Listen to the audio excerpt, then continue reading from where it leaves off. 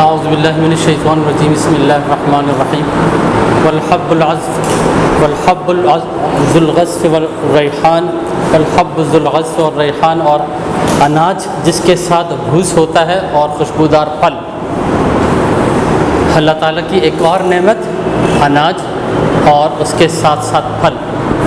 वल्हब्बुज़ुल्ग़स्फ़ वर्रैहान, तो अल्लाह ताला ने ये जो प्लांट पैदा किया है इसमें भूस भी होता है, खुशबूदार फल भी होते हैं। ये अल्लाह ताला की एक और नेमत है। इससे पहले ज़मीन का ज़िक्र था कि अल्लाह ताला ने ज़मीन को इंसान के लिए बिछौना बनाया और उसमें मुख्तलिफ़ किस्म के अनाज, खजूर और मेवे बनाए, और इसके साथ साथ खुशबूदार फल बनाए, फूल बनाए और मेवे बनाए। तो ये अल्लाह ताला की नेमतें हैं। ओके बेटा, हम जो सा है आज स्टार्ट करते हैं सॉल्ट। सॉल्ट की बहुत सारी डेफिनेशन है और सॉल्ट को समझने के लिए 3 डेफिनेशन आप ज़रा जहन में रखें और फिर उनकी एग्जांपल्स हम ज़रा देख लेते हैं। A compound form due to the neutralization reaction of an acid and base is called as salt. तो इसका जो पहला रिएक्शन है वो हमारे पास, अगर हमारे पास कोई एक एसिड होगा और उसको हम बेस के साथ क्रिएट करेंगे तो सॉल्ट और वाटर आए। ये इसकी जनरल इक्वेशन है। When acid react with base we will get salt and water, और ये प्रोसेस पीछे आप पढ़ चुके हैं, न्यूट्रलाइजेशन रिएक्शन। तो हम एक एग्जांपल ले लेते हैं। एसिड हमारे पास सल्फ्यूरिक एसिड है H2SO4, बेस मेरे पास है सोडियम हाइड्रोक्साइड, और इन दोनों को हमने मिलाया 1 मोल, और इसके नतीजे मेरे पास सोडियम सल्फेट आ गया और वाटर आ जाएगा। So when acid react with the base salt and water is form. ये अब कैसे हुआ ये रिएक्शन, इसमें ज़रा देख लें। ये आपके पास सल्फ्यूरिक एसिड है, ये जब टूटेगा तो ये हाइड्रोजन आयन और सल्फेट आयन में टूटेगा, और इसके 2 हाइड्रोजन आयन होंगे। सोडियम हाइड्रोक्साइड जो हमारे पास है, ये जब ब्रेकअप हो जाएगा तो सोडियम आयन और हाइड्रोक्साइड आयन में टूटेगा, तो इसका पॉजिटिव आयन इसके नेगेटिव आयन के साथ, इसका पॉजिटिव आयन इसके नेगेटिव आयन के साथ रिएक्ट कर जाएगा, जिसके नतीजे में सॉल्ट आ जाएगा। तो इसको लिखने का तरीका ये है कि आपने सोडियम लिखा और उसके बाद सल्फेट, ये वाला SO4-2, इसकी जो वैलेंसी +1 होती है तो ये क्रॉस करके नीचे आ जाएगा, और ये -2 होती है तो ये हो जाएगा Na2SO4, ब्रैकेट हम लगाते नहीं है 1। ये आपके पास क्या है, सॉल्ट। हमने आपको बताया था ऐसे तमाम कंपाउंड जिसमें H ना हो, H पॉजिटिव ना हो, जिसमें OH ना हो, वो कहलाएगा सॉल्ट। तो देख लें इसमें हाइड्रोजन आयन नहीं है, हाइड्रोक्साइड नहीं है, तो इसका मतलब ये सॉल्ट हो गया। तो बहुत सारी रिएक्शन हम कर सकते हैं। फॉर एग्जांपल हम एक और कर लेते हैं। हमने कोई लिया HCl, एसिड है, और एसिड को मैं बेस के साथ रिएक्ट कर लेता हूँ। यहाँ पे मैं ले लेता हूँ CaOH, कैल्शियम हाइड्रोक्साइड, ये ब्रेकअप हो जाएगा, हाइड्रोजन आयन, क्लोराइड आयन, और ये आ जाएगा आपके पास कैल्शियम आयन और हाइड्रोक्साइड आयन। जो कैल्शियम आयन रिप्लेस करेगा हाइड्रोजन आयन को, और हाइड्रोजन आयन रिप्लेस कर लेगा कैल्शियम को। तो कैल्शियम की वैलेंसी 2 है, तो इसका जो आपके पास रिएक्शन आ जाएगा Ca+2 और क्लोरीन -1। क्रॉस कर लिया, क्रॉस करने के नतीजे में मेरे पास ये क्या आ जाएगा, CaCl2, और एक H और एक OH, ये वाला H और ये OH मिलकर दूसरा प्रोडक्ट क्या बना लेंगे, वाटर H2O। फिर आप इसको बैलेंस कर लीजिएगा। बैलेंस में फिर मैं आगे बताता हूँ आपको। अब देख लें, ये जो आपके पास एसिड बेस के साथ रिएक्ट किया, सॉल्ट एंड वाटर, तो स्टार्ट में मेरे पास ये देखो 2 हाइड्रोजन था, और यहाँ पर मेरे पास 2 हाइड्रोजन, तो बैलेंस 2 हाइड्रोजन रिएक्टेंट साइड पे, 2 हाइड्रोजन प्रोडक्ट साइड पे। Sulphur 1, sulphur 1। सोडियम ये देखो मैंने बाद में लगाया है, तो सोडियम 1 था, यहाँ पर सोडियम 2 था, क्योंकि सल्फेट की वैलेंसी -2। जब यहाँ पर 2 है तो यहाँ पर मैं 2 लगा लूँगा। याद रखें ये कोफिशिएंट है, इसको आपने दरमियान में या राइट साइड पे नहीं लगाना है, लेफ्ट साइड पर लगाना है, कंपाउंड के लेफ्ट साइड पर लगाना है, और इसे कहते हैं मोलर कोफिशिएंट। और ये 2 फिर सबसे मल्टीप्लाई हो रहा है। तो ये इस 2 को मल्टीप्लाई हमने इसलिए किया कि यहाँ पे 2 सोडियम है तो 2 से मल्टीप्लाई कर लिया, तो ये 2 सोडियम हो गए, लेकिन ये 2 अब ऑक्सीजन और हाइड्रोजन दोनों से मल्टीप्लाई हो गया, तो ऑक्सीजन यहाँ पर हो गया 2, यहाँ पर ऑक्सीजन मेरे पास पहले 1 था तो 2 मैंने यहाँ पे भी लगा दिया, तो 2 ऑक्सीजन हो गए। इस 2 को जब हमने मल्टीप्लाई कर लिया तो हाइड्रोजन मेरे पास 4 हो गए। शुरू में मेरे पास हाइड्रोजन कितने थे? 2, तो अब मेरे पास क्या हो गए? 2 2 = 4। यहाँ पे देख ले ये 2 और ये 2 जो मल्टीप्लाई हुआ है इसके साथ, तो 2 हाइड्रोजन और 2 हाइड्रोजन, 4 हाइड्रोजन और 2 multiplied by 2 4 hydrogen, 2 sodium, sulphur 1 है, सल्फर 1 है। ऑक्सीजन को ज़रा देख लेते हैं। सल्फ्यूरिक एसिड में जो ऑक्सीजन है मेरे पास वो 4 है, और यहाँ पर देख लो 2, तो 4 + 2 6 oxygen on the reactant side. यहाँ पर हम देख लेते हैं SO4 में 4 ऑक्सीजन हो गए, 4 ही हो गए, ये 2 ऑक्सीजन के साथ भी मल्टीप्लाई हो रहा है, तो यहाँ पर 2 4 + 2 6, तो इसका मतलब ये केमिकल रिएक्शन कंप्लीट होगी, बैलेंस होगी। दोबारा देख लें, when acid react with base salt and water is form, आपने उनके करेक्ट फार्मूला लिखना है, फिर आपने इक्वेशन बनानी है और इक्वेशन को फिर चेक करना है कि number of moles of reactant बराबर होना चाहिए number of moles of product. जो आपने न्यूमेरिकल वैल्यू लिखनी है, इंटीजर लिखना है, वो 2 3 और 4 5 लिखना है, यानी कि डेसिमल में नहीं लिखना, और उसको ऐड किस तरह करना है, उसके यहाँ पर मोलर कोफिशिएंट में करना। ये एक पहली डेफिनेशन होगी सॉल्ट की। दूसरा, a salt is a compound formed by the chemical reaction of a metal and non metal. कोई भी मेटल ले लें और उसको नॉन मेटल के साथ रिएक्ट कर लें तो सॉल्ट आ जाएगा। याद रखें, first A group, second A group, third A group के जो से हैं वो मेटल होते हैं। ट्रांजिशन मेटल जो है D और F ब्लॉक के तमाम एलिमेंट जो है वो मेटल हैं। पीरियोडिक टेबल में जो आपके पास राइट साइड पर जो टॉप पर जो एलिमेंट है वो नॉन मेटल है। तो हम ले लेते हैं सिंपल कैल्शियम, जो कि सेकंड ए ग्रुप का मेंबर है, मेटल है। मेटल को आप कैसे पहचानेंगे? वो हार्ड होगा, टफ होगा, अच्छा कंडक्टर होगा इलेक्ट्रिसिटी का और हीट का, और उसको जब हम हिट करेंगे किसी दूसरे सब्सटेंस के साथ तो ये एक ख़ास किस्म की साउंड प्रोड्यूस करेगा, और उसे हम कहते हैं sonorous. Metal are hard, they are present in S, D and F block element, or they are, when they strike with another substance they produce a sharp sound called as sonorous। तो हमने ले लिया calcium, और कोई भी non metal या gas ले ले, क्लोरीन मेंबर है 7th ए ग्रुप का, इसकी वैलेंसी होती है -1। तो हमने रिएक्ट किया इसको, ये मेटल हो गया, ये नॉन मेटल हो गया, ये आपके पास है कैल्शियम क्लोराइड। अब यहाँ पे फिर देखें, कैल्शियम की वैलेंसी आपके पास +2 है, एटॉमिक नंबर इसका 20 है, पहले में 2, दूसरे में 8, तीसरे में 8 और चौथे में 2 इलेक्ट्रॉन। तो ये 2 इलेक्ट्रॉन लॉस करता है, और क्लोरीन की वैलेंसी -1 है, एटॉमिक नंबर 17 है, पहले में 2, दूसरे शेल में 8 इलेक्ट्रॉन, तीसरे में 7 इलेक्ट्रॉन, तो 1 इलेक्ट्रॉन ले लेगा। चूँकि कैल्शियम ने 2 इलेक्ट्रॉन लॉस किए तो 1 क्लोरीन 1 इलेक्ट्रॉन लेगा और 2 क्लोरीन 2 इलेक्ट्रॉन, तो ये क्रॉस कर लेंगे, ये 2 इधर आ गया और ये 1 इधर रख दिया, प्लस माइनस का साइन हम नहीं लिखते। अब आपने इक्वेशन डेवलप कर ली, तो कैल्शियम 1 है, कैल्शियम 1 है, क्लोरीन 1, क्लोरीन 2 है यहाँ पर, और यहाँ पे भी क्लोरीन 2, ये आपके पास सॉल्ट आ गया। आप देखें इसमें हाइड्रोजन आयन नहीं है, हाइड्रोक्सिल आयन नहीं है, तो according to Arrhenius concept it is a salt. दूसरी एग्जाम्पल करते हैं, आयरन 20 आपने देखा हुआ है, उसको हम जो सा है ऑक्सीजन के साथ रिएक्ट कर लेते हैं। आप देखते हैं कि आयरन का कोई पीस या आयरन की कोई कील किसी ऐसी जगह जहाँ पर ऑक्सीजन की मिकदार ज़्यादा होती है, बारिश ज़्यादा होती है, पानी ज़्यादा होता है, तो उसके साथ आहिस्ता आहिस्ता जंग लगना शुरू होता है। तो ये आपके पास एक कंपाउंड में चेंज होने का फेरिक ऑक्साइड या आयरन ऑक्साइड इसको कह लें।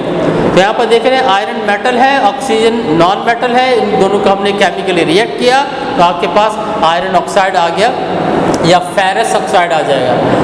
इसमें देखिए आप जरा आयरन Fe, और यहाँ पर जो कंपाउंड है ये Fe2O3 है, तो इसका मतलब आयरन ने इस केस में 2 इलेक्ट्रॉन लॉस किए, तो 3 इलेक्ट्रॉन लॉस किए, तो इसका मतलब आयरन की वैलेंसी कितनी होगी? +3। और ऑक्सीजन की कितनी होगी -2, तो ये -2 इधर आ गया, माइनस का साइन नहीं लगा कि 2 इधर आ गया। आयरन ने 3 इलेक्ट्रॉन लॉस किए तो ये 3 इधर आ गया, हमने वो कर लिया, तो Fe2O3 इस तरह लिख लें बेटा आप। Fe आयरन की वैलेंसी +3, ऑक्सीजन की वैलेंसी -2 क्रॉस हुआ तो Fe2O3 आयरन ऑक्साइड। अब जब यहाँ पे देखते हैं तो स्टार्ट में मेरे पास सिर्फ आयरन था और यहाँ पे भी मेरे पास सिर्फ आयरन था, लेकिन आयरन 2 थे, तो इसको हमने यहाँ पे चूँकि 2 था तो मैंने 2 से मल्टीप्लाई किया। 2 से जब मल्टीप्लाई किया तो यहाँ पर पहले 2 होगा बेटा। अच्छा, क्यों 2 हो गया कि यहाँ पर आपके पास 2 था। इसके बाद अगर हम ऑक्सीजन को देखते हैं, आयरन तो बैलेंस हो गया, ऑक्सीजन को देखते हैं तो ऑक्सीजन मेरे पास 2 था और यहाँ पर मेरे पास 3 था। तो इसको बैलेंस करने के लिए मैं क्या करता हूँ, इसको 3 से मल्टीप्लाई कर लेता हूँ, ये हो जाएगा 3 2 6 और इस वाले को मैं 2 से मल्टीप्लाई कर लेता हूँ तो ये हो जाएगा 2 3 6। तो 6 ऑक्सीजन आपके पास रिएक्टेंट साइड पे हो गए, 6 ऑक्सीजन आपके पास प्रोडक्ट साइड पे हो गए। और ये 2 जो सा है अब इससे भी मल्टीप्लाई हो गया, इसलिए ये 2 से दोबारा मल्टीप्लाई किया तो 4 आ जाएगा। अब देख लें आप दोबारा फुल, 4 आयरन, 2 2 4 आयरन, 3 2 6 ऑक्सीजन और 2 3 6 ऑक्सीजन। तो ये आपके पास कंप्लीट बैलेंस केमिकल इक्वेशन। तो ये आपके पास आयरन ऑक्साइड फॉर्म हुआ है। इसको आप ज़रा चेक कर लें दोबारा बेटा। आयरन की वैलेंसी +3, ऑक्सीजन की वैलेंसी -2 क्रॉस हुआ, Fe2O3 फॉर्म हो रहा है। चेक कर लेते हैं, यहाँ पर 1 आयरन था और यहाँ पर 2 आयरन थे, तो हमने पहले 2 लगा लिया तो 2 आयरन यहाँ पे भी हो गए, 2 आयरन यहाँ पर भी हो गए। ऑक्सीजन यहाँ पर 2 था और यहाँ पर 3 था, ये देख लें 3 ऑक्सीजन, ये आपके पास 2 ऑक्सीजन। तो हम इसको राउंड ऑफ करते हैं, तो इसको अगर मैं 2 से मल्टीप्लाई करूँ ये 2 3 6 हो जाएगा, तो इसको मुझे 3 से मल्टीप्लाई करना पड़ेगा, 3 2 6। लेकिन ये 2 अब आयरन से भी मल्टीप्लाई हो रहा है, तो आयरन आपके पास हो गया 4, 2 2 4, तो 2 × 2 इसलिए 4, तो 4 आयरन 4 आयरन, 3 2 6 ऑक्सीजन और 2 3 6 ऑक्सीजन। देख लें इसमें ये मेटल है, ये नॉन मेटल। तो this is the second method by which we can prepare salt. Another method, there are several methods, just we will discuss only 3. Take a metal and react with an acid. General reaction इसके क्या हो जाएगा, metal को आपने react किया acid के साथ तो क्या आएगा आपके पास, सॉल्ट और hydrogen gas. When a metal react with a acid, you will get salt and hydrogen gas. Let's take an example. Sodium आपके पास मेटल है फर्स्ट ए ग्रुप का, वैलेंसी इसकी +1 है, नाइट्रिक एसिड में हाइड्रोजन आयन है तो ये एसिड हो गया। अब ये ब्रेकअप हो जाएगा, सोडियम जो आपके पास है ये हाइड्रोजन आयन की वैलेंसी +1, नाइट्रेट की आपके पास -1 और ये न्यूट्रल होता है, लेकिन ये 1 इलेक्ट्रॉन लॉस करेगा। लॉस करने के नतीजे में अब ये आ जाएगा, इसकी वैलेंसी जो सी है +1 हो जाएगी, Na+, और ये नेगेटिव के साथ मिल जाएगा NO-1, तो ये आ जाएगा NO-1 3। Sodium nitrate, sodium nitrate आ गया। ये जो हाइड्रोजन है देखिए, एक तो H तो नहीं होता, एटॉमिक हाइड्रोजन तो नहीं होता, इसलिए डायरेक्ट H2 लिखे। जब H2 लिखा तो अब इसको आप चेक करेंगे और बैलेंस कर लेंगे। देखें स्टार्ट में मेरे पास, इसको मैं छुपा लेता हूँ, सोडियम और सोडियम, तो यहाँ पर 1 1 सोडियम, ठीक है। यहाँ पर मैंने इसको भी छुपाया, 1 हाइड्रोजन, 1 नाइट्रोजन और 3 ऑक्सीजन है। जब इसको मैंने छुपाया तो यहाँ पर 1 नाइट्रोजन और 3 ऑक्सीजन है, तो इसका मतलब ये अब इक्वेशन बैलेंस नहीं है। क्यों बैलेंस नहीं है, देखिए इसमें सोडियम को अगर 1 1 था तो ठीक है, नाइट्रोजन आपके पास 1 1, ऑक्सीजन 3, लेकिन यहाँ पर हाइड्रोजन मसला कर रहा है। हाइड्रोजन H नहीं लिखेंगे बेटा, H2 लिखेंगे, हाइड्रोजन गैस है। जब ये 2 हो गया तो यहाँ पर हाइड्रोजन मेरे पास 1 था, तो इसलिए मैंने 2 से मल्टीप्लाई कर दिया।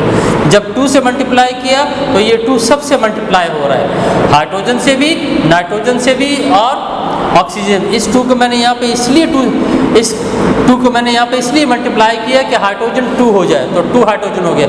अब नाइट्रोजन भी 2 हो गया, तो यहाँ पे तो नाइट्रोजन स्टार्ट में 1 था, तो 2 से यहाँ भी मल्टीप्लाई करना पड़ा, तो 2 से मल्टीप्लाई किया 2 नाइट्रोजन।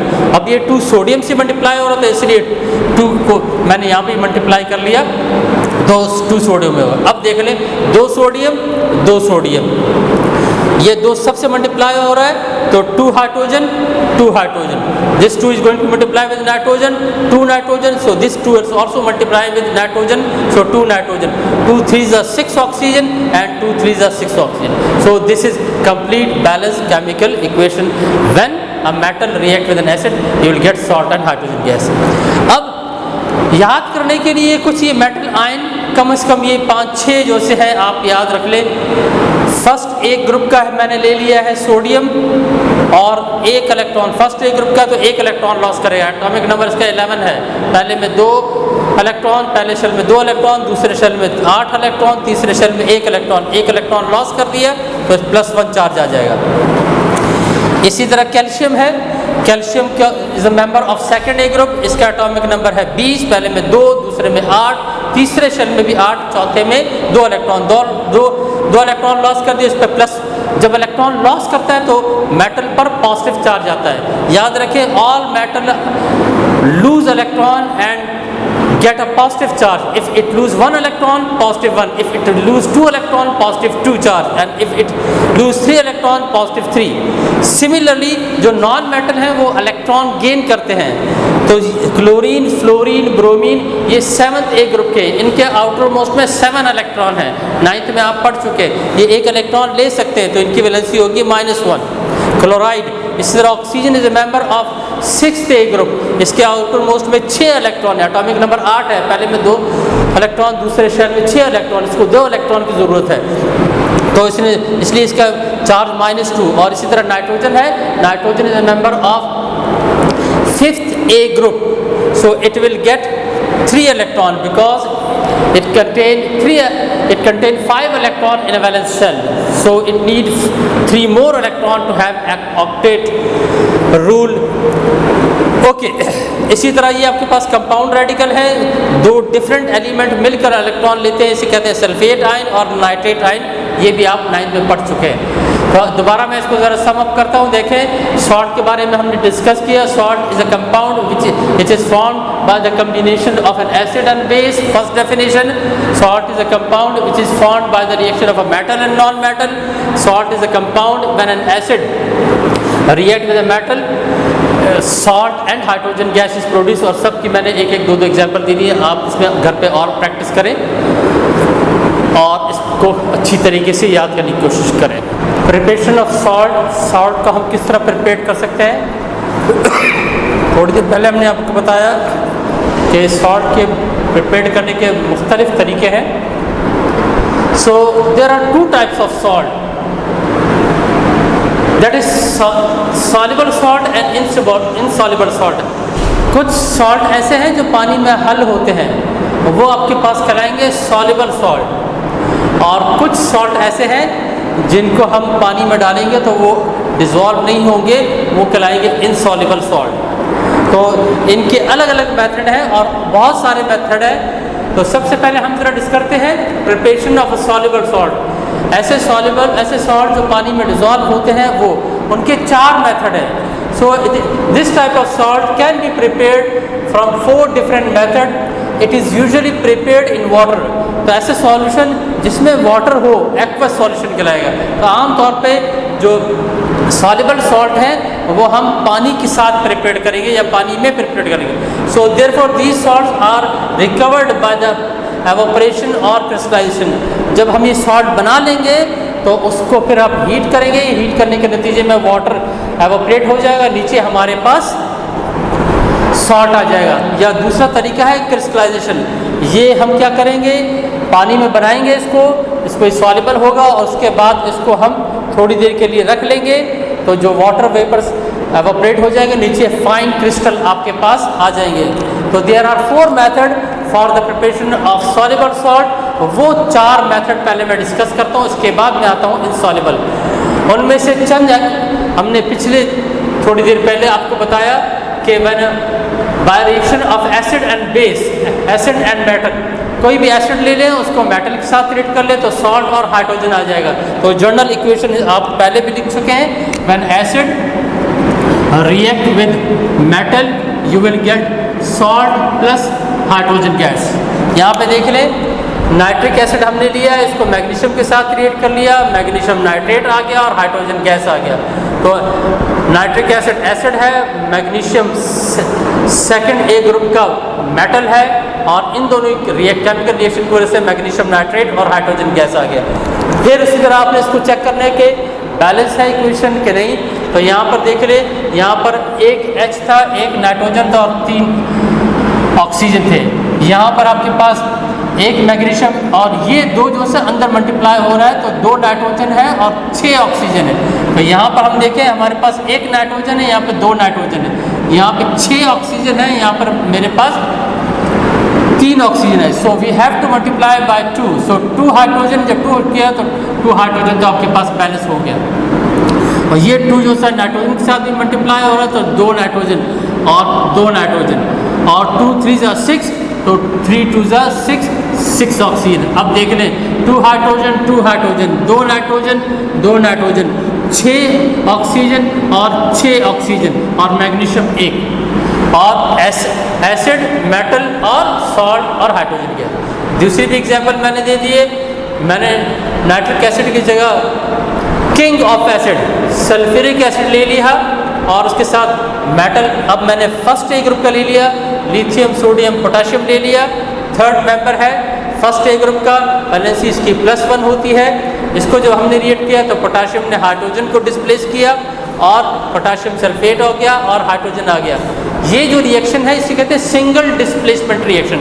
सिंगल डिस्प्लेसमेंट रिएक्शन क्यों करते हैं कि मैग्नीशियम डिस्प्लेस कर रहा है हाइड्रोजन को, और इस केस में पोटाशियम डिस्प्लेस कर रहा है हाइड्रोजन को। तो पोटाशियम ने हाइड्रोजन को हटाया, हाइड्रोजन की जगह ले ली। सल्फेट की वैलेंसी आपको पता है -2 होती है, लिखवाया है पोटाशियम की +1, तो ये हो गया आपके पास 2 इधर आ गया, माइनस का साइन नहीं लगाते हैं, 1 इधर आ गया, तो अब नहीं लिखते इसको हम। ये हो गया पोटाशियम सल्फेट। तो आप देखें यहाँ पर पोटाशियम 2 है तो मैंने 2 लगा दिया इधर, हाइड्रोजन 2 है, hydrogen 2 balance, sulphur 1, oxygen 4, oxygen 4। तो ये आपके पास कंप्लीट बैलेंस केमिकल रिएक्शन हो गया। इसमें मेटल ये हो गया और एसिड ये हो गया। सॉल्ट को मैंने ग्रीन से जाहिर किया है, तो सर पोटाशियम सल्फेट नाम है इसका और हाइड्रोजन गैस। तो ये एक मेथड हो गया। दूसरा मेथड क्या है? 4 मेथड है। फर्स्ट मेथड क्या था? Preparation of soluble salt by the action of a metal and acid. 2 example दे दी। इसी तरह by the reaction of an acid and base, ये पीछे पढ़ चुके हैं आप, neutralisation reaction. When acid react with base, salt and water is produced. HCl लिया आपने, पोटाशियम हाइड्रोक्साइड, ये एसिड है क्योंकि इसमें हाइड्रोजन आयन है, ये बेस है क्योंकि इसमें हाइड्रोक्सिल आयन है अकॉर्डिंग टू आर्गेनिक कंसेप्ट। और ये रिएक्शन डबल डिस्प्लेसमेंट रिएक्शन है। यहाँ पर क्या हुआ है बेटा कि यह पोटाशियम ने हाइड्रोजन को रिप्लेस किया तो हाइड्रोजन ने इसकी जगह ले ली, तो ये हो जाएगा KCl जो कि सॉल्ट है क्योंकि इसमें हाइड्रोजन और हाइड्रोक्सिल आयन नहीं है, और H और OH मिलकर डिफरेंट। अब मैंने ज़रा डिफरेंट एसिड लिया है, ऑर्गेनिक एसिड है, इसका नाम है acetic acid which is present in lemon. So when acid react with the base, base से पता लग गया आपके पास OH आयन है तो ये बेस हो गया, और इसमें ये वाला हाइड्रोजन आयन है, अच्छा ये वाला हाइड्रोजन आयन, ये एसिटेट आयन हो जाएगा और ये पॉजिटिव, और इसी तरह कैल्शियम पॉजिटिव और ये हाइड्रोक्सिल आयन नेगेटिव। तो ये एसिड हो गया, ये बेस हो गया, सॉल्ट एंड वाटर आ जाएगा। इसको ज़रा देख ले, CH3COO is called as acetate ion. इस आयन का नाम है एसिटेट आयन, और ये ब्रेकअप होता है एसिटेट और हाइड्रोजन आयन। चूंकि हाइड्रोजन आयन दे रहे हैं तो आपको पता है एसिड हो गया। अब ये H आयन रिप्लेस कर, यानी कि इस कैल्शियम ने इस हाइड्रोजन को रिप्लेस कर दिया और ये हाइड्रोजन इधर आ गया, तो ये आपके पास हो जाएगा H2O। बैलेंस कर लेंगे। इसको ज़रा देखें यहाँ पर, एसीटेट आयन की वैलेंसी -1 और कैल्शियम की वैलेंसी +2, तो ब्रैकेट में वो करके ये 2 मैंने लगा दिया इधर। ये हो गया calcium acetate which is an organic salt, organo metallic salt इसको हम कहते हैं, ऑर्गेनो मेटालिक सॉल्ट, क्योंकि इसमें ऑर्गेनिक कंपाउंड आ गया और प्लस मेटल आ गया। और इसको जरा चेक भी कर लेते हैं। यहाँ पर देखिए कार्बन 1 और 2 है, तो ये आपके पास कार्बन 1 और 2 और 2 से मल्टीप्लाई 4 हो गया, तो इसको 2 से मैंने मल्टीप्लाई कर दिया, तो 1 और 2 2 और 2 मल्टीप्लाई बाय 2 4। हाइड्रोजन देख लेते हैं, 3 + 1 4 और ये 2 हो गया 5 6। यहाँ पे देख लेते हैं 2 3 = 6 और 7 8, तो हमारे पास यहाँ पर बैलेंस ये हो जाएगा 4 2 4 = 8 और ये 9 10। यहाँ पे देख लें ज़रा 2 3 = 6 7 8, तो 2 के यहाँ पे भी आपको मल्टीप्लाई करना पड़ेगा। इस तरह हमारे पास ये एक एसिड को बेस के साथ रिएक्ट कर लिया, सॉल्ट एंड वाटर आ गया। एक और मेथड, थर्ड मेथड,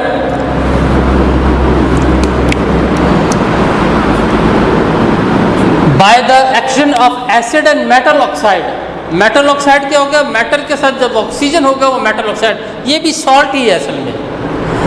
तो अगर इसको हम ये रिएक्ट करें तो मेटल ऑक्साइड को हम एसिड के साथ रिएक्ट कर लेंगे तो सॉल्ट और वाटर आ जाएगा। इसमें भी ये भी डबल डिस्प्लेसमेंट रिएक्शन है। इसमें कैल्शियम रिप्लेस करेगा हाइड्रोजन को और हाइड्रोजन आ रहा है इधर, तो हाइड्रोजन जब इसके साथ होगा तो H2O और बाकी रह गया आपके पास Ca आ जाएगा इधर, तो कैल्शियम सल्फेट। देख लें कैल्शियम की वैलेंसी +2, सल्फेट की वैलेंसी -2, कैंसिल हो गया। दूसरी एग्जाम्पल हमारे पास नाइट्रिक एसिड को सोडियम ऑक्साइड के साथ हमने रिएक्ट किया है, तो इस हाइड्रोजन की वैलेंसी +1, नाइट्रेट की -1 और ये सोडियम की वैलेंसी +1, ऑक्सीजन की -2। ये देखें 2 इधर आ गया और ये आपके पास 1। तो ये भी डबल डिस्प्लेसमेंट रिएक्शन है। सोडियम डिस्प्लेस करेगा हाइड्रोजन को, हाइड्रोजन इसकी जगह ले लेगा, तो ये आज आपके पास आ जाएगा सोडियम नाइट्रेट NaNO3 और वाटर आ गया। इसमें भी ज़रा देख लें, सोडियम की वैलेंसी +1, नाइट्रेट की होगी -1, क्रॉस हो गया, कैंसिल हो गया सोडियम नाइट्रेट। चेक कर लेते हैं, बैलेंस है हमारे पास यहाँ पे 2 सोडियम, तो 2 से मल्टीप्लाई कर दे 2 सोडियम। हाइड्रोजन यहाँ पे मेरे पास 2 था तो 2 से मल्टीप्लाई कर लिया। ये 2 नाइट्रोजन से ही मल्टीप्लाई हो रहा है, तो यहाँ पे 2 नाइट्रोजन हो गए, ये 2 नाइट्रोजन से ही मल्टीप्लाई हो रहा है, तो नाइट्रोजन भी आपके पास 2 हो गए। Another method, fourth method, bye the action of acid and carbonate. Carbonate याद रखें CO3-2 है और एक है HCO3-1, बाइकार्बोनेट या हाइड्रोजन कार्बोनेट भी इसको भी कहते हैं। तो अगर किसी एसिड को मैं लूँ और उसको कार्बोनेट के साथ रिएक्ट कर लूँ, कार्बोनेट सॉल्ट है, तो इसका मतलब एसिड को सॉल्ट के साथ रिएक्ट करें तो नया सॉल्ट आ जाएगा plus carbon dioxide and water. फिर इसको भी चेक कर लेंगे, बैलेंस कर लेंगे।